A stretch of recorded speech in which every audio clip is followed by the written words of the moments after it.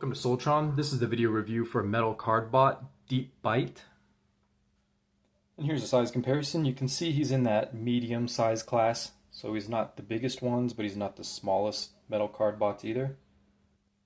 And then while I got him out, I did a very little mod for muscle hide. All you have to do is unscrew his head, and then there's like a little thing you have to trim off on these horns, and that will enable you to pose his horns how you want. So very simple. Alright, and here's a look at his box, and you can see there is a little bit of difference. I think his goggles, well actually, yeah, the coloring is a little bit different. He looks more metallic, and he's got a couple of little paint apps. But otherwise, he's pretty much the same on the box. I think the character art does represent him really well. There's not any obvious differences. And then you can see his vehicle mode on the back, which I'm pretty sure is just a product shot and not CGI. So yeah, he does look pretty good. And then your instructions are just glossy print, nothing special there. Alright, and here's a 360 view of this guy. And when he was first revealed, I had zero interest in him. I don't know why. I think maybe I was just more excited about Flame Nova and some of the other figures that were coming out.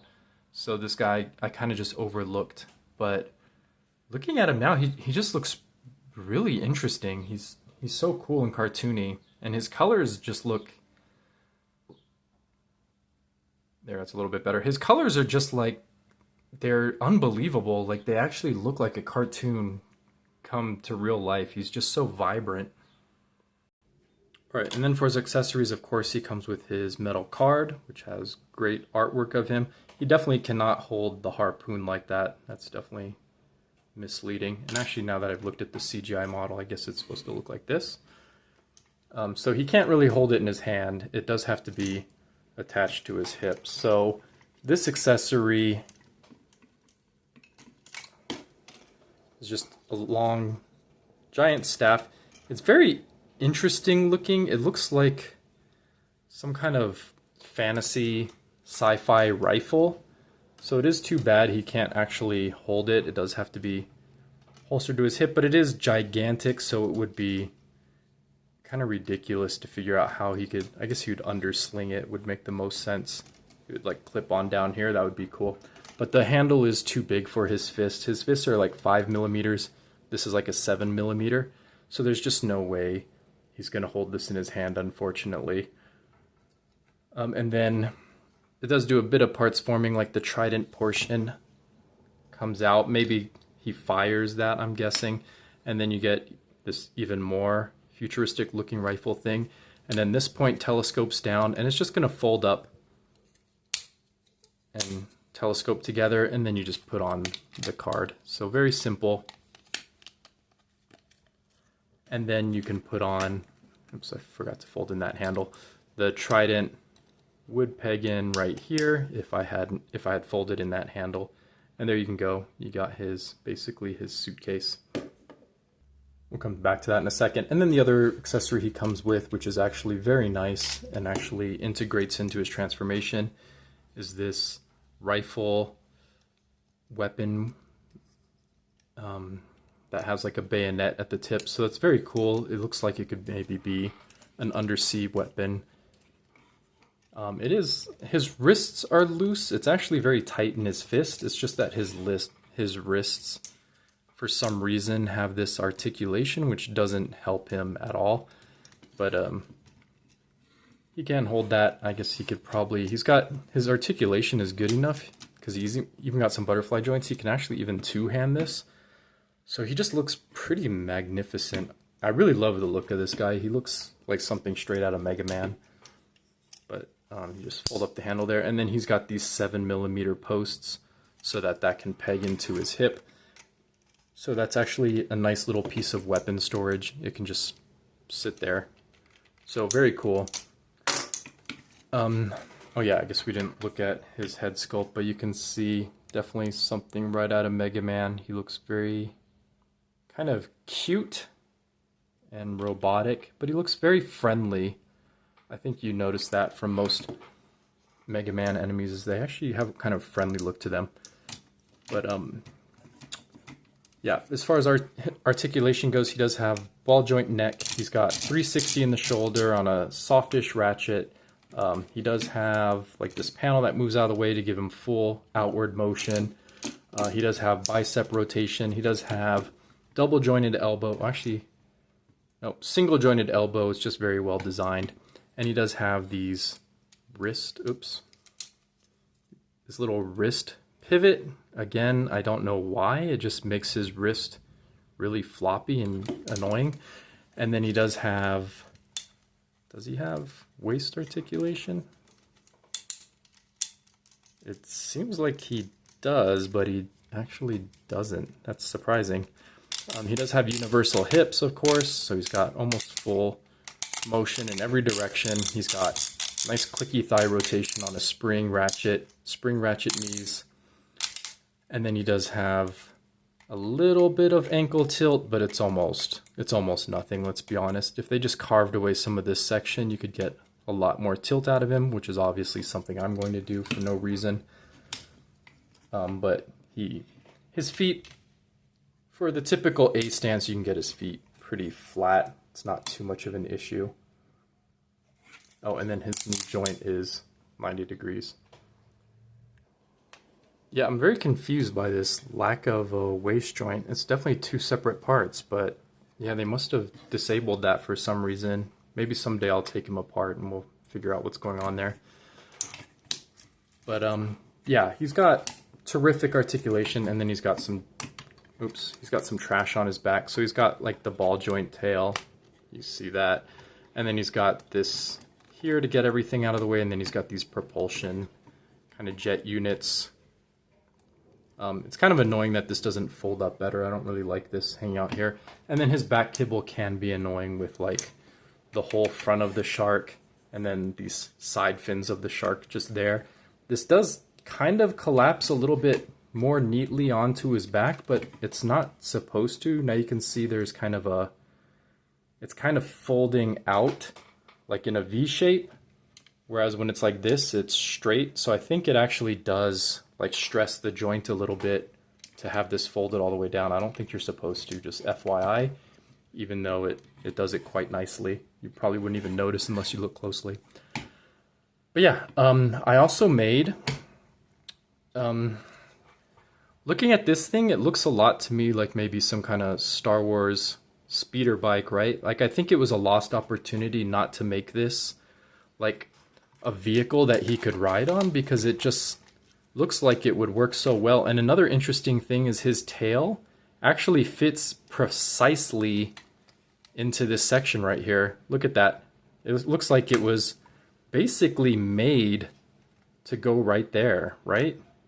So maybe that was the initial idea, was that this would be kind of a vehicle for him to ride. So of course I modded it so that mine can fold down kind of like this, and then we can get his fists into position. Right, that looks pretty cool, doesn't it? So what he would also need is like a handle that would peg right in here basically, and then this would complete his speeder bike look. We just get his fists in there. And there you go. Doesn't that look pretty convincing? And again, because this fits perfectly in there, I wondered if the designers actually had this in mind the whole time. But this looks kind of, he basically looks like he's meant to do this, right? I think this looks excellent, and maybe in the next series they'll have their weapons will actually turn into vehicles or something. That would be pretty cool. But I think this looks actually great, and this would have made him even a little bit better, even though he's already a great figure. So yeah, I think that's pretty epic, right? I'll probably just tilt these handlebars so that they'll fit into his hands here, so they don't have to be so gigantic. But yeah, I think he looks awesome. All right, let's move on to transformation. And his transformation is kind of complicated, but it's enormously fun. It's very simple, actually. You just point his toes. It just has a lot of steps. Maybe that makes more sense. And you're just going to, you actually have to straighten out his tail, and this tail is going to peg in to the legs here. So you collapse the legs, they just telescope down, and then you have to peg the tail in as you sandwich the legs, just to keep the tail more stable. And that's already his whole back end, pretty simple. And I like to just leave these boosters up. You don't have to, you can just have them be flush. And so for his whole front section, you're going to lift up this chest portion, fold out the shark head, and you can see it doesn't have any eyes. It's kind of interesting. I kind of wish they actually left this canopy piece over here just to reduce his kibble. And then this whole vest section like flips over his head. And then you're going to rotate the shark canopy forward, and then this is on a ball joint to rotate that forward. And then it just comes up and covers this up here. And then his arms do kind of the, well, fold in his fists, obviously, that's the easy part, just slide those in. And then his arms do kind of, they go like this, and then you turn them, his shoulders this way, and then you fold out these fins right here. And you do that to the other arm, and this is where his gun is going to plug in. So it plugs in here, and then it's got these little tabs that plug in here on the inside of his elbows. So you kind of just get one side done, and then you can get the other side going. And then you actually want to have his arms move this way just to get them out of the way a little bit. But you can fold up. These leg panels are on this like accordion kind of joint. And then that will fold into his backpack. It tabs in right there. Maybe. Tabs in right there.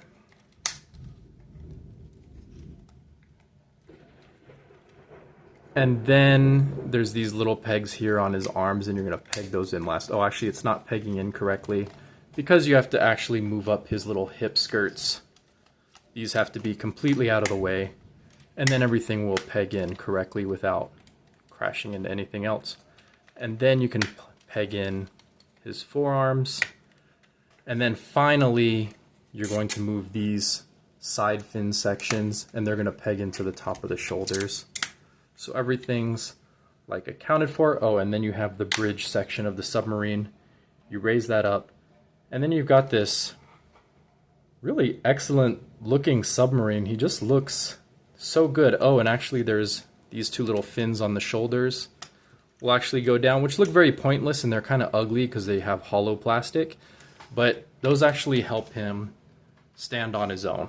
So with the blade of the weapon and these, he could just do his own standing. So yeah, that looks terrific. Also looks like a boss from like Mega Man X. You could definitely see Mega Man shooting at this thing.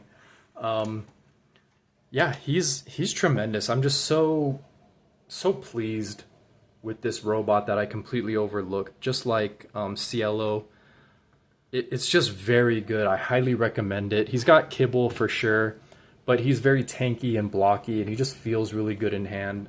He is one of the better metal Cardbots, but I think all of them are pretty much like A rank, S rank robots. They're all the ones I've bought have been excellent, and I have no intention of selling any of them. So another one that I highly recommend. I got him for about $60 on Gmarket, so yeah, pick him up.